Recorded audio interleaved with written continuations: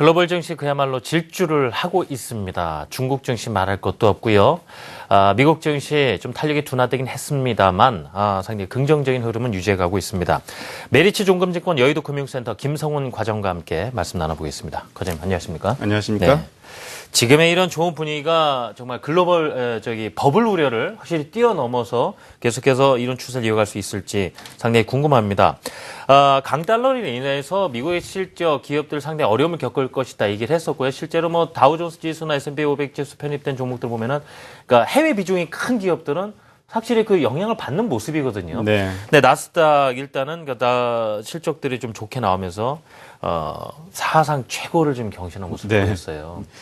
상승 배경 어디서 찾아볼 수 있을까요? 네, 오늘 마침 제가 오랜만에 나왔는데요. 네. 준비한 내용이 그 중국과 일본 증시에 대한 어떤 상해 증시까지, 그렇죠. 사상 최고치를 갈아치고 있는 그 배경에 대해서 말씀을 드리고 싶은데 마침 또 간밤에 나스닥 지수가 또 한 번 사상 최고치를 경신했습니다.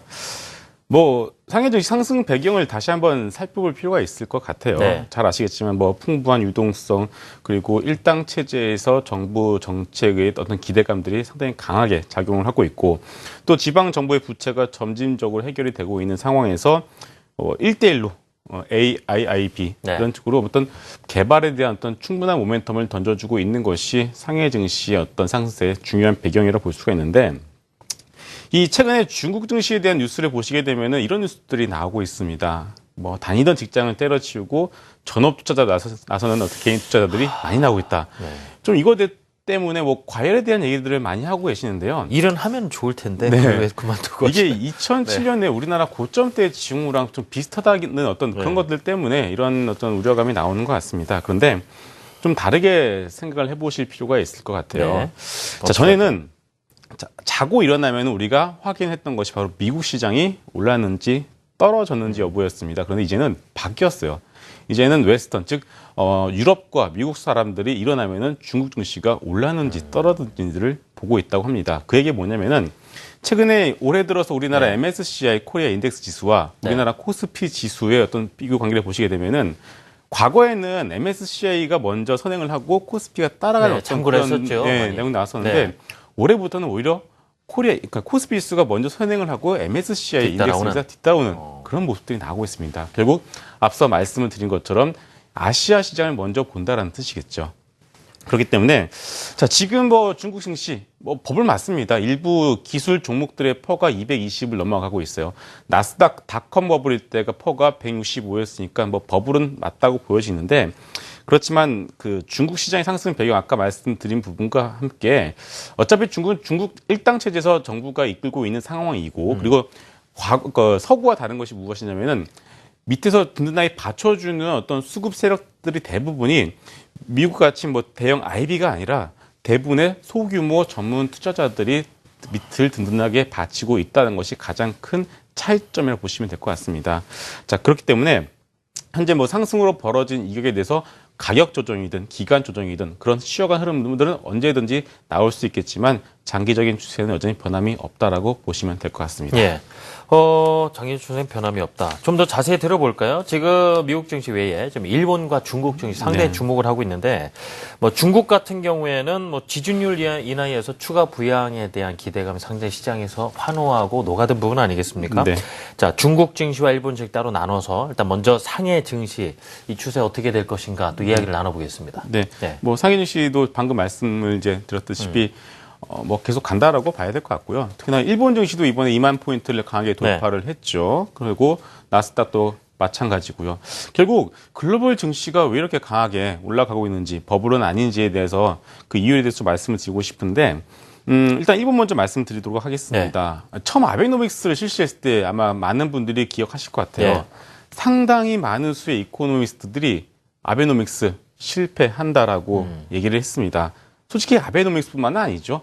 버냉키가 무제한 양적 완화, 그러니까 양적 완화를 실시한다고 했을 때 또 반대 목소리가 정말 많았고 유럽이 이번에 바주카포를 쏠 때도 늦었다라는 얘기들이 많았고 상당히 그런 얘기들이 나올 때마다 부정적인 의견들이 나왔던 것이 사실입니다만 결국 어떻습니까? 양적 완화를 실시한 국가들의 종합 주가 지수는 뭐 사상 최고치를 경신하고 있는 상황이죠. 그렇다면 이걸 어떻게 해석을 해야 되는지에 대해서 좀 중요한 포인트를 잡아야 될 것 같습니다. 자, 양적 완화를 왜 실시했는지를 생각을 해봐야 되는데 결국 디플레를 막겠다는 뜻이겠죠. 디플레를 막겠다라는 것은 물가를 올리겠다는 것이고 예. 물가를 올리겠다라는 것은 돈의 가치를 그만큼 떨어뜨리겠다는 뜻입니다. 현금의 가치가 떨어지기 시작하니까 적어도 돈을 찍어내는 기간 동안만큼은 경기가 나중에 회복이 되든 말든 간에 주가 지수, 주식 적어도 주식 시장만큼은 호황을 누릴 수밖에 없다라고 보시면 될 것 같습니다. 어떻게 보면 주식, 부동산과 뭐 주식의 가치가 올랐다라는 표현보다는 돈의 가치가 떨어졌다라는 표현이 맞을 수도 있을 것 같습니다. 자, 유럽이 언제부터 슈팅하기 시작했죠? 22에서 바주카포를 쏘기 시작하면서부터 올랐죠. 그리고 일본도 마찬가지고요. 물론 부작용이 있습니다. 아까도 말씀드렸다시피 뭐 버블이라고 봐야겠죠. 작게는 지금 우리나라 코스닥 시장만 놓고 보더라도 얼마 전에 바이오 제약 섹터 쪽에서 좀 과열의 기미가 나오다 보니까 급하게 어떤 조정의 흐름들이 나왔었고, 그랬었는데 이제 결국은 이제 시장을 밀어 올리는 힘 자체가 돈의 가치가 떨어짐으로 인해서 생겨나는 유동성의 힘이라고 봐야 되겠죠. 이것을 우리 한번 글로벌로 확장을 한번 해보도록 하겠습니다. 풍부한 유동성을 바탕으로 해서 모든 대륙의 주가가 올라가고 있습니다. 버블이 만들어지고 있다는 뜻이겠죠. 2009년부터 돈 찍어내서 가장 많이 오른 자산이 무엇이죠? 바로 주식입니다. 자, 금 부러졌어요. 그리고 부동산은 이제야 전고점 수준까지 올라왔습니다. 예. 그렇죠. 원유도 마찬가지입니다. 결국 주식시장 이거 하나만 2009년 이후에 양적 완화 이후로 가장 강하게 올라왔다라고 보셔야 될 것 같습니다. 그렇다면은 이거 누가 봐도 이번 유동성 장세의 타겟은 주식이죠. 주식시장이라고 보시는 것이 맞을 것 같습니다. 그렇다면은 주식, 부동산, 원자재 중에서 왜 주식시장을 타겟으로 잡았느냐? 아시겠지만 부동산 시장이 부러지게 되면은 신용 경색이 일어나게 됩니다. 네. 뭐 리먼 사태, 그리고 우리나라 같은 경우도 마찬가지겠죠. 그 일본도 마찬가지고요. 그리고 원자재를 부러뜨리게 되면은 신흥국들이 망하게 됩니다. 그래서 그나마 거품이 꺼졌을 때 가장 충격이 덜한 상품이 바로 주식이고 그렇기 때문에 주식시장을 지금 강하게 밀어 올리고 있다라고 보셔야 될 것 같습니다. 투자자들은 어떻게 이 상황에서 대응을 할까요? 이것이 거품이라면 네. 그 거품을 즐기는 것이 정답이겠죠. 특히나 우리가 이코노미스트가 아니라 예. 투자를 해서 그 시세 차익을 먹는 것이 바로 우리의 목적 아니겠습니까? 물론 지금 마치 이런 표현 자체가 단기 시세 차익을 노리는 것처럼 느끼실 수 있겠지만 이 트렌드, 이 어떤 사이클이 적어도 내년까지는 간다라고 보시고서 지금 상황, 어차피 우리나라도 1% 금리 대 아니겠습니까? 적극적으로 주식 투자를 해야 될 타임이라고 보시면 될 것 같습니다. 네. 지금 한중일 증시가 상승세인데 한국의 증시도 물론 뒤늦게 이제 따라붙긴 했지만 아직 뭐 중국이라든가 일본이 간 거에 비해서는 아직 많지는 않아요, 그죠? 뭐 그런 부분 채워줄 수 있을지 좀 기대를 해보고요. 지금까지 메리츠 종금증권 여의도금융센터의 김성훈 과장이었습니다. 과장님 고맙습니다.